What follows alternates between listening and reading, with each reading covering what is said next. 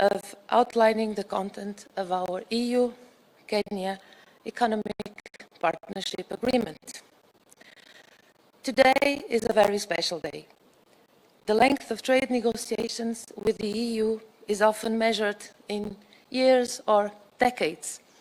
Nonetheless, after a few months of bilateral talks, today we mark the conclusion of negotiations which will allow us, EU and Kenya, to implement the regional agreement we have concluded with Eastern African countries and that we both signed way back in 2016. I want to express my gratitude for the commitment and the resolve of His Excellency, President Ruto and his administration, as well as for the leadership of Executive Vice President Dombrovskis, which have allowed to close these negotiations so swiftly and so decisively. The agreement has hundreds of pages, so let me outline three core elements. First, the centerpiece of all trade agreements, market access. Kenyan exports will enjoy duty and quota-free access to the European market from day one. And here is a very important distinction.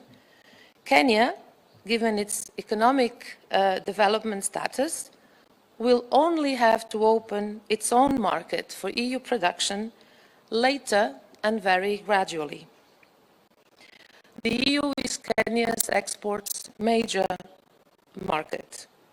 Reliability of the business environment, reliability of market access is possibly the single most important factor for investment decisions.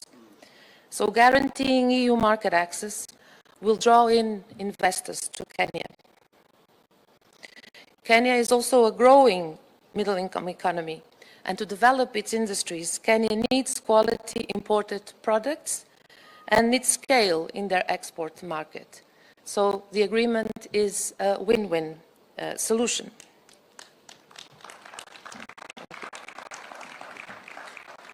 Secondly, the agreement will also be a very important platform for cooperation on many sectors. Let me give you a few examples.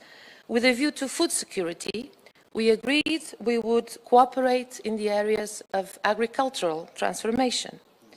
We agreed we would exchange information on investment opportunities in the agricultural sector, including for smallholders. We will also work together to encourage EU private sector to invest in Kenya and for a secure investment climate. Lastly, we agreed to cooperate on sanitary and phytosanitary standards, which are essential for Kenya vegetable and fruit exports to enter the EU market.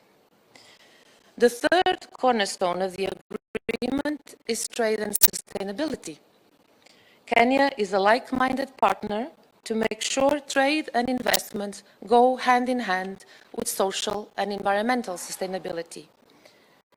Building on our international commitments, we hold ourselves accountable to implement the principles of international core labor standards, such as freedom of association and the abolition of child labor. We are also unified in our commitment to effectively implement the Paris Agreement to combat climate change. And, of course, particularly relevant for Kenya, we have also committed to protect biodiversity and fight against illegal wildlife trade. We will approach these commitments in a joint effort of cooperation and support. These three core elements, market access, cooperation, sustainability, really demonstrate the objective of this partnership agreement: to boost trade and investment based on cooperation and sustainability. Last but not least, I also want to thank my counterpart, PS Alfred Kamburu, for our very trustworthy and efficient cooperation, which has allowed us to be here today. So many thanks, Alfred. And thank you for your attention.